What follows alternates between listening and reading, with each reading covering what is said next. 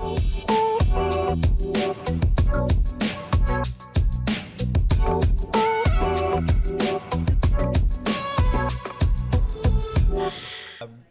to the Southern Housing Podcast.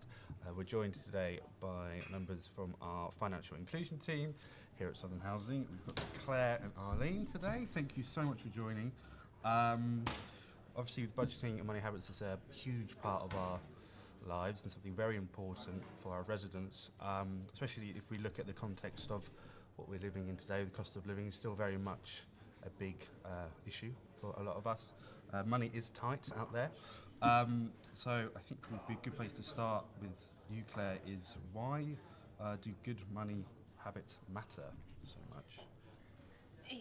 It's really important to understand your finances.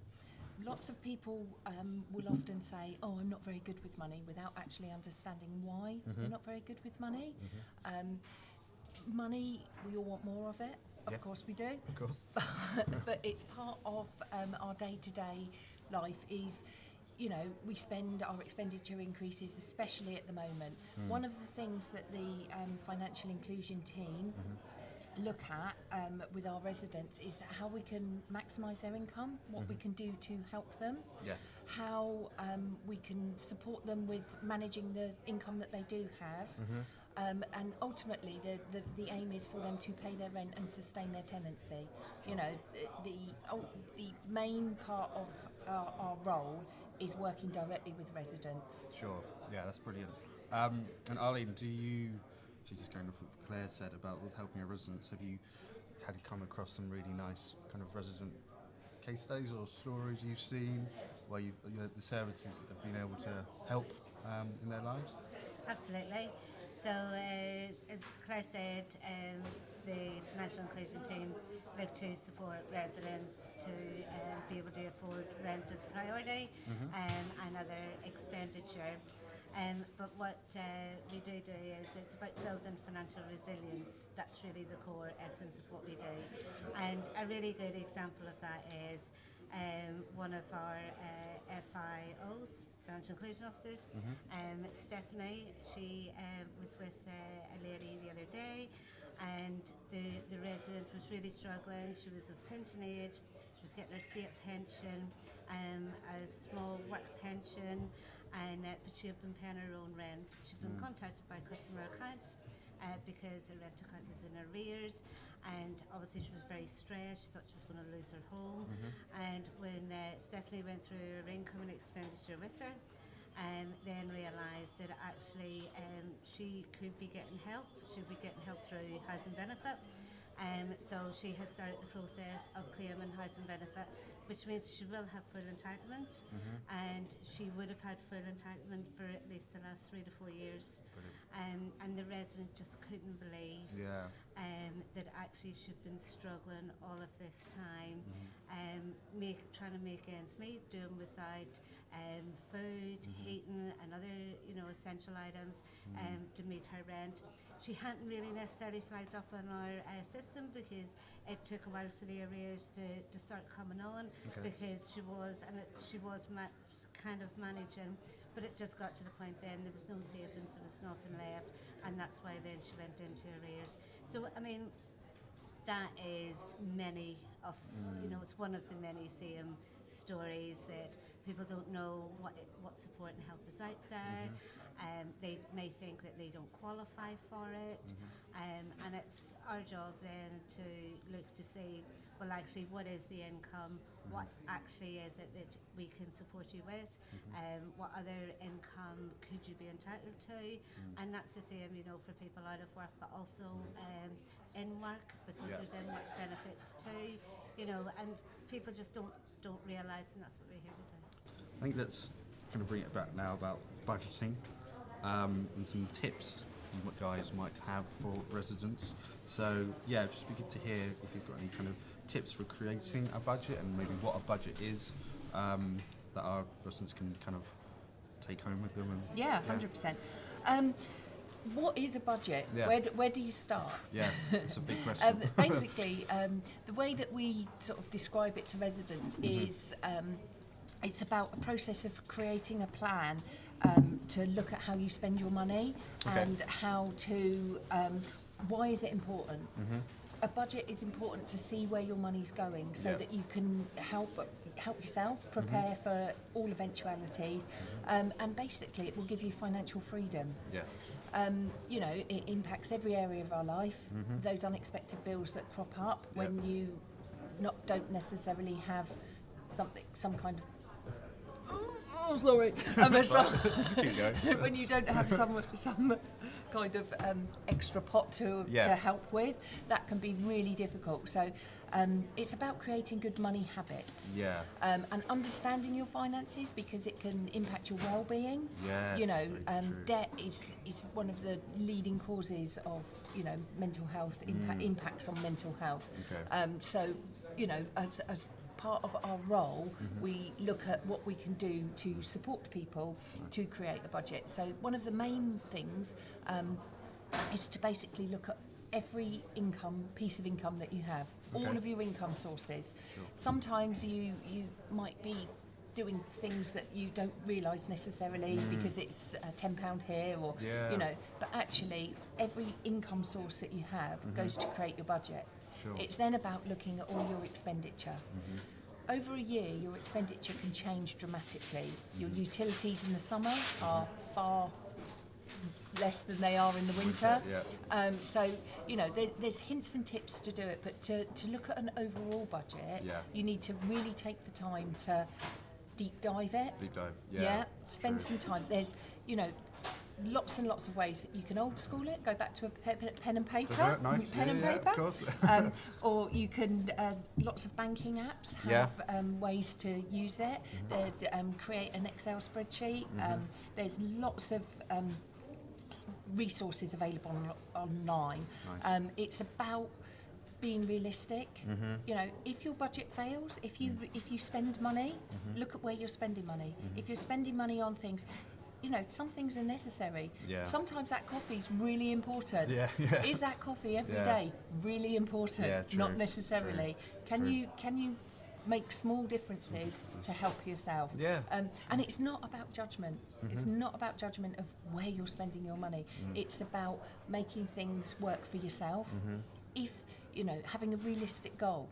If you want something for the future, you know, a day out with the children, or to be able to treat yourself, you know, if you've got that little bit of extra, you can do that, and without feeling guilty. There's lots and lots of things that impact how you feel about money. Setting small, realistic goals, and if you fail, you start again. Nothing's set in stone. If you overspend, you overspend. But you can then look at it, and it's about looking at your management as well, and how you feel about it and what you want to do to change it. Really good advice, tips. I mean, I think as well, sometimes you have maybe some hidden subscriptions maybe you don't know 100%. about. I think sometimes you don't even realise it might be a small amount each month, or Definitely. how much, but you look at that over the long term, like you said, over a year, that will add up, and you know, it's a huge expenditure for people. And it's definitely things like for your rent account, if you miss your rent increase letter, or you don't change your direct debit, things that can happen mean that you can very quickly fall into arrears, and then you have to find the money to replace that. But by being on top of your budget, by being on top of your finances, you're aware of these things. You can look at these things and help to prepare for them. So, you know, and like you say, subscriptions are...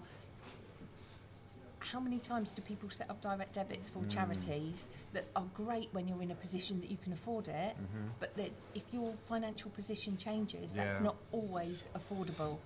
And the hidden costs of missing a payment can be extra charges on your bank. So, and then that can put you into a hole, so to speak, that it can be very difficult to get out of. No, it's really good advice. As Arlene as well, I think you should probably agree with the stuff there. Absolutely. And it's about behaviour. And it's about getting into better habits. And it's easy to sit and say, oh, if you do this, if you do that. it'll all help. Life happens, so it's not as easy and as simple as that. But what is a good thing is if you're on universal credit, you know when that payment's coming in.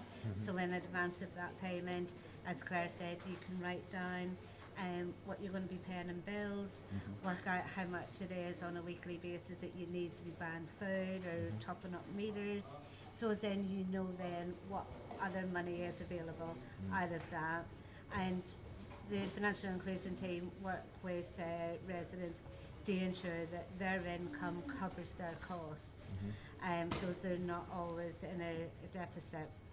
So by doing that, it's looking at those subscriptions, as you said, it's looking at utilities, are they on the best tariffs, they're getting the best deals. We work with one of our partners, Pocket Power, who are all up to date on broadband, mobile phone contracts, the cost, so they can look to do that. So that's what it is. It's about getting the most out of your budget first of all. Secondly, knowing what you're spending your money on. Then looking for areas that you can reduce that expenditure on. So like Claire said about the cup of coffee every day, if that's what you're doing, it's an easy habit. I certainly love my coffee. But you don't actually realise if you're tapping your card, if you're anything like me, you tap the card, you don't even know how much that cup of coffee is actually really costing. So it's just about getting a handle on it, and then before you get paid your wages or your universal credit, whatever your income stream is, it's sitting with pen and paper, working out all what's coming in, what's going out, to then say, well actually, is there a little bit, even if it's £1 that you can save? It's really what it is, it's about the behaviour. And if you save £1, you'll see it growing. But if you have children in the household, it also teaches the children about saving, have the different little pots or jars, and because that's what it's about. It's about changing behaviour. And certainly even myself, I take tips from this. I'll write it down. I know what's coming out. I know actually if I want to buy something, whether I can do it within this sort of amount of money, and try not to use credit cards, because you use the credit cards, then absolutely it's all got to be paid back. It's not free. It's all got to be paid back, and that's what it is. It's just about learning good habits, maintaining those good habits as much as is possible. Yeah, no, it's really good advice. And I think if I was a resident and I would like to get a bit more information, support around my financial situation, what would be the best way to kind of get in contact with either one of you or your team? Would it be through website, phone? How would I kind of go about? Absolutely. So through the website, on our web pages, we've got lots of tools for self-help, where residents can look at, say, the .gov website, utilities, compare sites, to really get a handle of what is out there. And they can also raise an inquiry to us, and they can phone us, and they can email in, and then if they come through, say, another team, that team can raise a CD action request. Okay. So was that CD?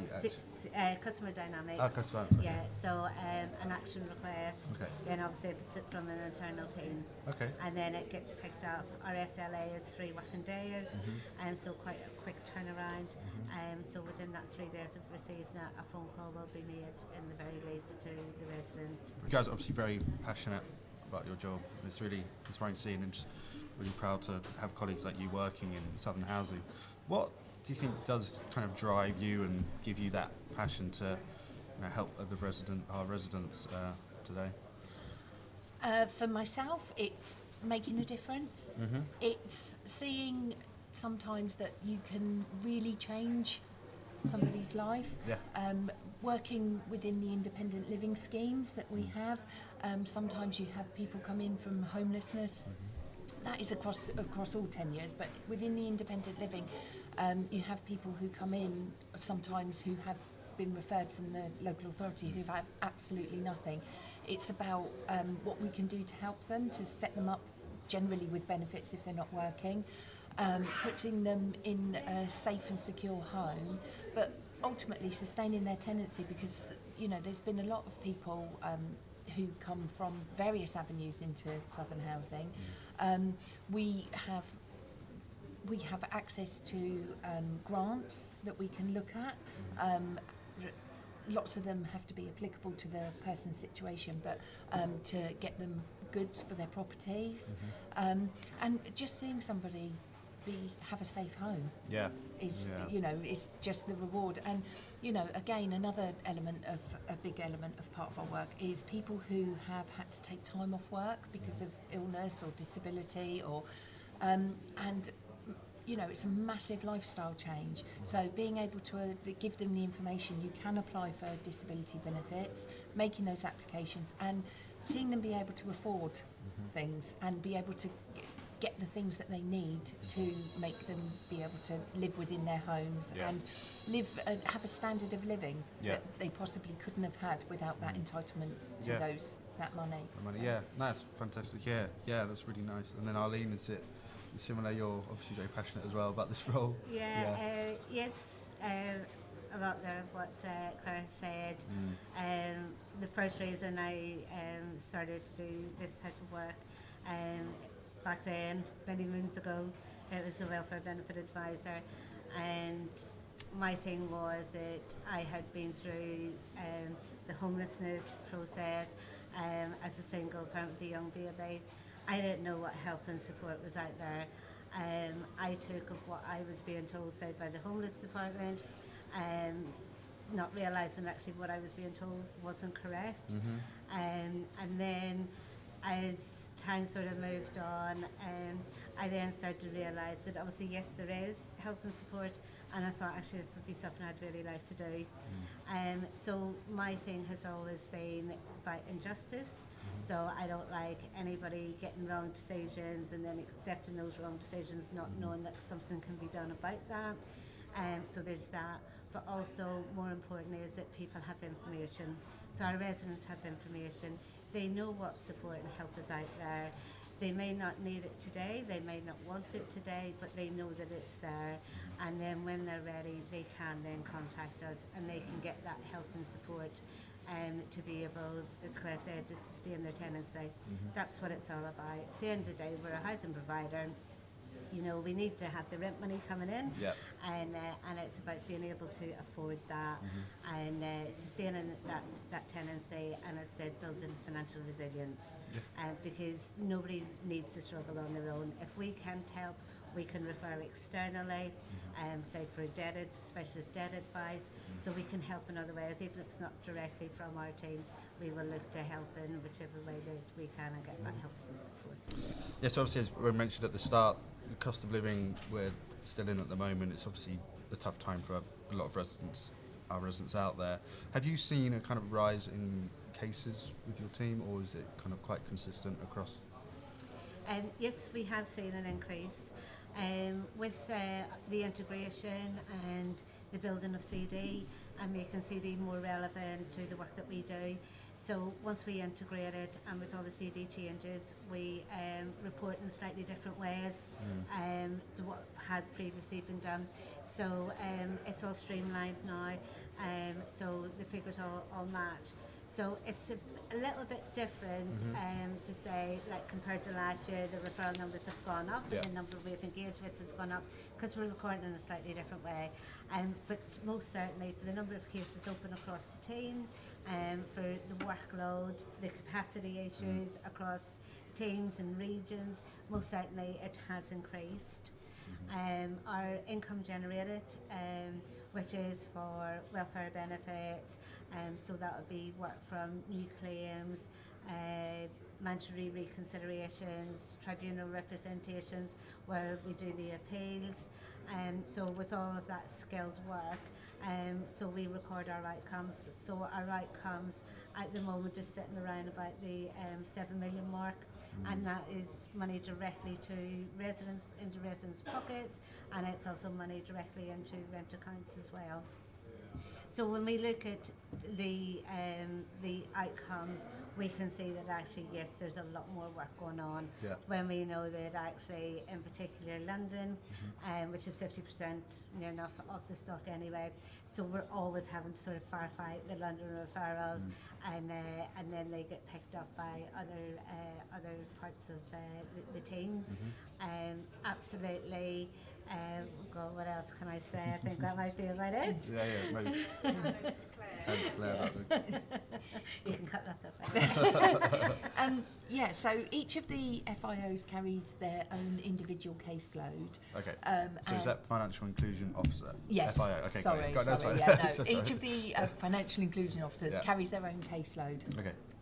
So the cases get referred, either people can phone up, speak to customer accounts, or speak to another member of Southern Housing, and they will make a referral into our team.